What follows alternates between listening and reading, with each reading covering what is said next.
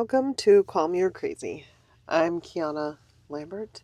Tonight we are going to be talking about healing in the simulation, the matrix, whatever you want to call it, but we're going to talk about healing and how that happens for you as the quantum observer of your reality. And I'm going to talk about how I healed myself from autoimmune disorders, and I'll go into that.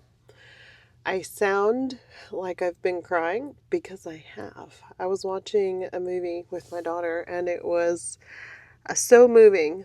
A sister loses her other sister to cystic fibrosis and the acting was good. So I'm normally not a crier, but now that I'm doing all the healing work, crying feels really good. It feels very moving. It moves the energy through. And I feel like I haven't felt before. And so everything is so fresh and so new. So I'm like letting myself feel all these emotions and I'm crying because the story is sad and beautiful and moving at the same time. But I'm also like, I feel so grateful and that I can feel something, that I can feel anything. And I feel so in awe in that moment of being able to feel so much compassion and empathy and to have things move through me and to just let it come out. And that kind of goes along with what we're going to talk about tonight, because the way that I healed myself was to move old energy through. And I consider myself to be on one end of the extreme of the spectrum.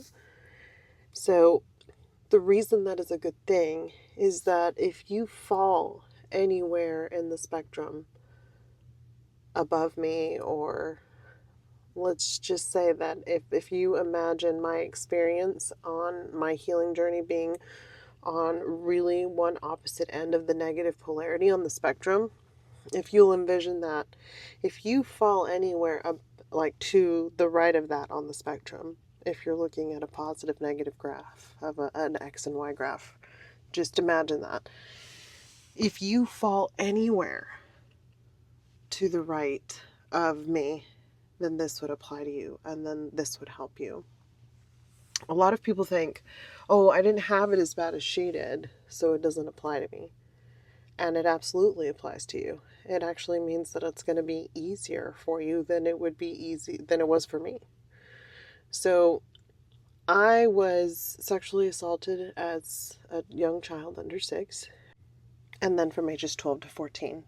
So I have that was stuck in my nervous system. I was born and raised in a cult, and so there was no kind of actual care from somebody that was consistent. So I have attachment issues from that as well, because there was always just different caregivers that we had. My father grew up in a lot of abuse and trauma, and my mother the same, so they perpetuated that generational trauma onto us with the screaming, the yelling, the beating, even after we got out. And there were so many people that we lived with in the cult that were always abusing us, that it was just constant vigilance. So I have my nervous system that is primed for vigilance, very, very, very, very sensitive. And all the things that I had to endure were stored in my body. And not only that, but because I experienced all those things, that's how I thought life was supposed to go. So I continued to create those situations in my life. And I really didn't have any caregivers. We watched television. At some point, we were allowed to watch television. And as a young child, we were allowed to watch movies. But they were heavily censored, and I only got to watch all the very, very good things. So, it's kind of funny. I'm laughing because while we were having this horrible experience that was so different, I was also only shown like really good movies. So it really shaped the way that I viewed the world as very positive because of those things. But anyway, I recreated my relationships the way that I saw drama play out on television. And that caused more trauma and more drama. I went into emergency medical services, and that caused more trauma and more drama because I was 911. So I didn't get any of the police calls because those were screened in a different dispatch and they were transferred to us only if they were medical. Sometimes we would get a psych patient or two that would come through. And those were always the best because they were outside the pattern, outside the norm of what I was used to. But I've had to do a lot of things over the phone, and those things are very traumatic, and those got stored in my body. And when I say trauma, I mean anything that you've seen dramatic wise on television, I've taken the call for it. I've delivered the baby over the phone. I've done CPR for babies. I've done CPR for old people. I mean, I've done CPR for 30, 45 minutes. I've dispatched helicopters out in the middle of nowhere in the canyon. And then I stayed in EMS and I worked in the emergency rooms as a part-time job, and I got all the stress and the trauma from that stored in my nervous system. None of this was ever processed, by the way. So in 2011, I was diagnosed with PTSD, probably from my job and my childhood. But I was like, oh, whatever, that stuff's not real. And I really didn't go for treatment or anything because it was just so something that you just didn't do. I went into sales for emergency medical services, and then one of my bases was hit by Hurricane Michael. And because I had the badge and that was my base that got hit, I went in 24 hours after it happened. I rented a van, and this is like a sidebar, but that was really traumatic. And the hurricane was hitting, and it was probably coded as a category 4 so that FEMA didn't have to pay out the money, but it was most definitely a category 5. It decimated everything in Panama City Beach. Panama City. The beach actually was okay. But I was getting phone calls from nursing homes, hospitals, just begging for help. Begging for help. And it was like, and I can feel like my nervous system acting up because it's like taking me back there to talk about it. So this is what happens when you get triggered. Your body actually takes you back there. I dispatched with Hurricane Harvey and had the same thing happen whenever I was in Texas. Just the amount of people that you can't help, and they're calling you and they're asking for help and they're pleading and they're begging. You got neonates that they couldn't evacuate in time for Harvey. I was an administrator, so I was having the CEOs of hospitals calling me and asking for help and begging, and then the CEOs of the nursing homes and the nurses that I had connected with. So it was pretty traumatic. And then all my crew that I was close to, because I really believed in working right alongside people. If you're in leadership, you need to know everything that they're doing, and you need to lead by example, and you need to get in the trenches. So that's what I did, and I was friends with all of them, and all of them lost everything. And I'm actually realizing in this moment that I haven't processed a lot of this because I was in work mode. I carted them back and forth. It was like a 2-hour drive, and I lived in Pensacola, so I would cart them back and forth, and we put them up in hotels, and we got them food and clothing. I mean, they had nothing. I was going back and forth, and I didn't even think once about my safety. I'm thinking back on it now, and I'm like, holy shnikes. You weren't even thinking of danger. You were just thinking of your crew, right? So I had loaded up a van with all kinds of stuff, and then went in, and there's branches everywhere. You had to drive around everything. And of course, there were already a bunch of violence happening. It was literally like World War III. There was signs everywhere after a few days, because I kept going in and out. I'd go back and forth every day. But there were signs. The power had been decimated.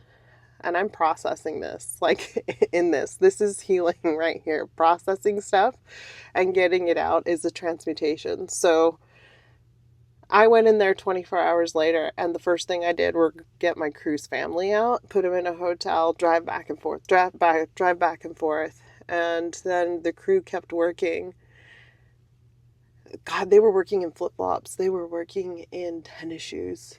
And the hurricane was so strong that it ripped the ground wires out. So there was no power, no landlines. And that is unusual because landlines are buried. So for there not to be any landlines, that was so strong. So for 2 weeks, there was no power. There was no landlines. There was no way for anyone to know where to get water. There was no way for anyone to know where to get food or gasoline or gas. And so there was a bunch of violence that started happening, and people started getting hurt. And some of my crew were vandalized and robbed at knife point. And it was that was a lot of trauma that I experienced with them. I went back and forth, and there were vandals on the roads and like bandits, and I didn't even think once about it. I just, it never even occurred to me. All I knew was that they were responding with no food, no water, no shelter, no nothing. And so my safety really didn't matter at that point, for me anyway.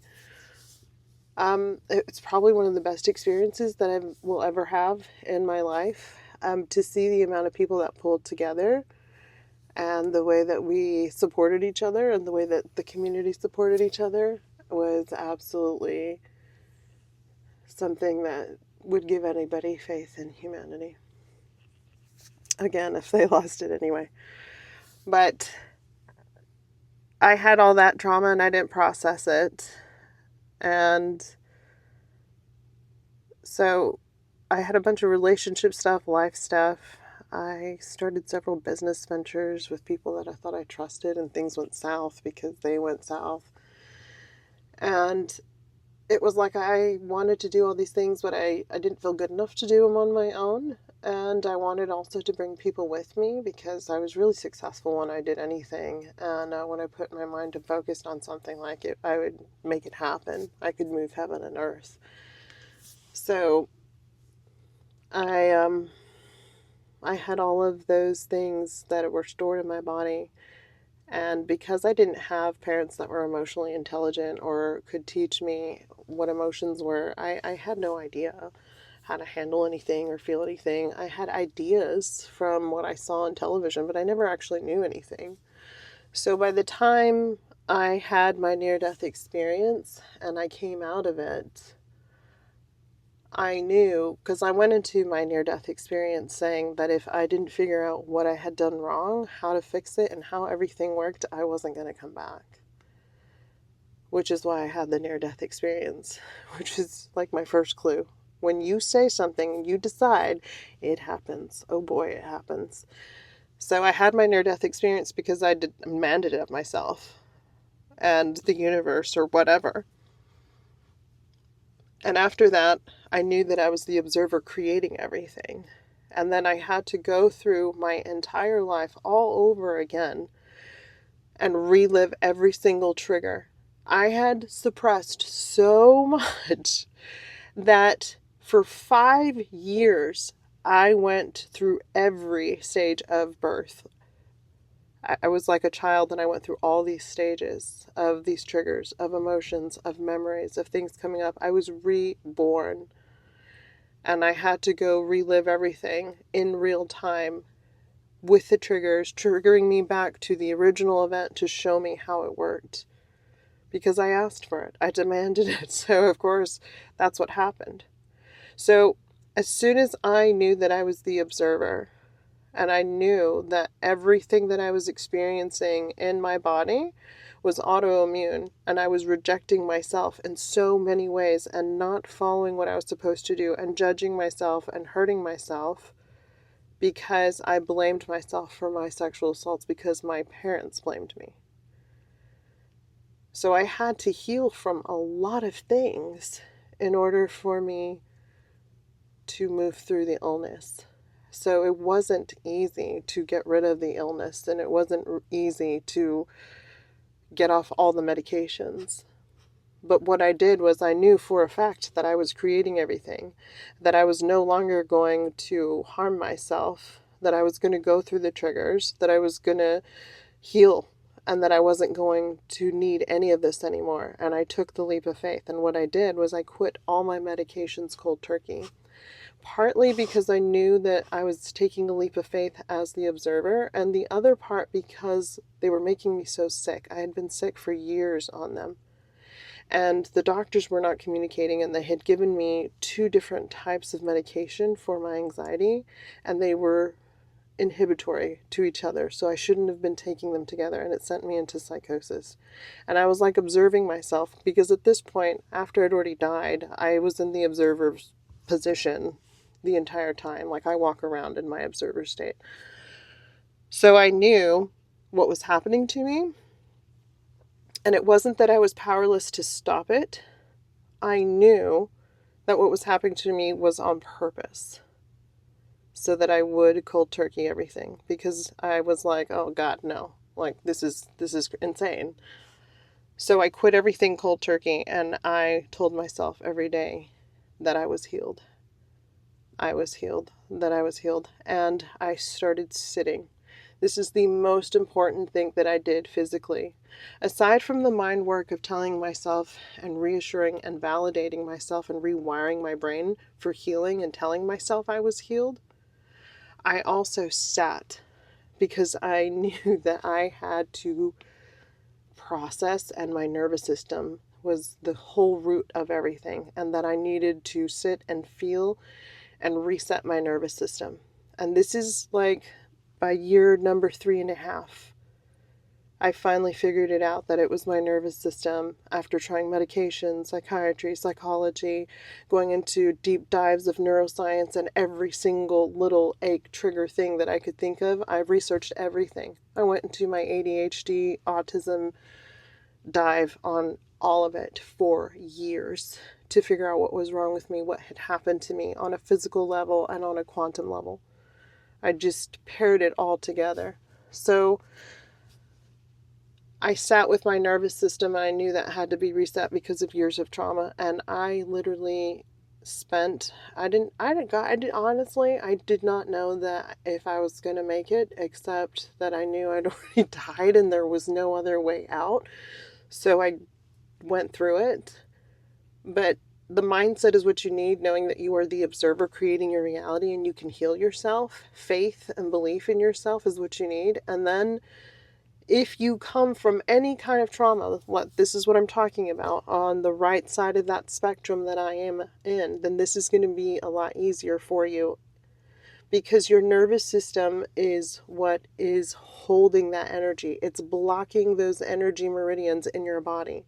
Your fascia is stiff, it's blocking energy. You have energy centers along your nerve system in your body, and those tighten, and energy is unable to move, and that is what causes disease. And what causes that to tighten is the trauma, is the stuck energy. So I had to sit there. I was used to adrenaline and cortisol being my baseline. That's why I was always moving and always needing something to do, or causing trauma, because when your body needs it and it doesn't get it, it goes through withdrawal and it starts acting like it needs something to do. It's looking for something to get its fix because it's used to it. It's been so hypervigilant that it produces it all the time and it needs it. That causes disease. When your nervous system is in a constant state of stimulation, it causes disease. And it doesn't just have to be stimulation from trauma. It can be stimulation from 5G, from your job, from all the different competing priorities that you have. All of that is stimulation to your nervous system. and it produces cortisol and adrenaline. And if you get used to it, you can't have any downtime. You're going to start looking for stimulation so that you can get your cortisol and adrenaline. And I knew that because went on my deep dive, right? So I sat there. This is when I didn't think I was going to make it because it was so painful. And I had to relive every single trauma that was stuck in my body, and I had to sit there. Every single time I would sit there, I would begin to shake. I was shaking because I was resetting and controlling my nervous system and not allowing it to move. I would literally lay there for days and days and days, consoling myself, crying, and letting my nervous system reset to a new baseline. And it took a long time. The sheer amount of pain that I went through in my body, I could climb Mount Everest and it wouldn't compare, because it was like an extreme amount of pain every day for almost an entire year, because that's what it took to get my body back to baseline, off the medications and processing the trauma. Now, the trauma stuff still comes up from time to time as it gets triggered, but it's nowhere near as bad because I've moved that energy through and I'm allowing more energy to come in. So my blood pressure has dropped, like I lost the weight, and it was all because of the nervous system regulation. That was first and foremost, after, of course, the mindset. But when it comes to the body, first and foremost is the nervous system regulation. You have to rewire the mind, and you have to know that the science says you are the observer, and this is a hologram, and we are living this as a simulated game. So if you know that that's the most prevalent truth at the moment, and you can accept that as a belief, and you can tell yourself you are the observer, that you are in control, that you are creating reality, then you can heal, because it's going to take a leap of faith for you to do whatever you need to do, or whatever you feel led to do, to lose the weight, to start regulating your nervous system, and to heal from whatever diseases that you have. Now, if you've had diseases from the time you were a child, that is your preload. And what I call a preload is what you don't have any control over it. It's the game that you chose to play, and that's your avatar preload. But here's the thing. If the thought of healing yourself is even occurring to you, and you're listening to this, that means the frequency of what is possible for you is matching the frequency of how to get there. And that's what you're listening to. You are never going to hear anything that doesn't have the right frequency or doesn't resonate with you, because that's just science. If it's not vibrating, you're not going to hear it. Excuse me, you're not going to hear it. Your brain is a receiver. It tunes in. If you don't have that frequency within you as something that is something meant to be, meant to happen, or possible, you wouldn't even think of it.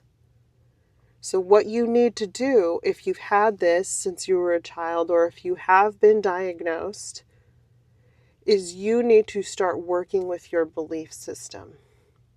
Your belief system is your mind. What are you believing that's around what you're sick, around your illness? What are you believing about what it takes to get well? You need to write these questions down and ask yourself, because these are the belief systems that you're either going to work with or you're going to override and rewrite them. And then you're going to have to start doing things that prove to yourself that you believe you are well. Things like speaking wellness to yourself, speaking to your body. Research shows that outcomes are better when you talk to your body, that your cells actually listen to you, that your brain vibrates to the sound of your own voice, because it's your own frequency. It's you, of course. Of course. So you need to rewire your mind, and you need to believe that this is possible for you. And the thing is it's not like you're starting from scratch, okay? You're going to start researching spontaneous healing. You're going to research your symptoms, and you're going to research people that have healed from it. You're going to start researching people that have healed through meditation. And you're going to feel what feels good for you. If it feels good for you, that's resonance. If it doesn't feel good in your belly or your body, that's a no. No doesn't feel good. Yes feels good. So do what resonates for you. There is not one size fits all. And like, I don't understand why people think there is only one size fits all sometimes. There's a different fingerprint for every single person. That means that you're going to get some things that resonate and other things that don't. You might find a program where only one thing resonates and then find another program where two things resonate. And then you combine those, because that's exactly what I did. Whenever I have 5 years of research and experimenting on myself, it was about trying everything until I figured out what worked.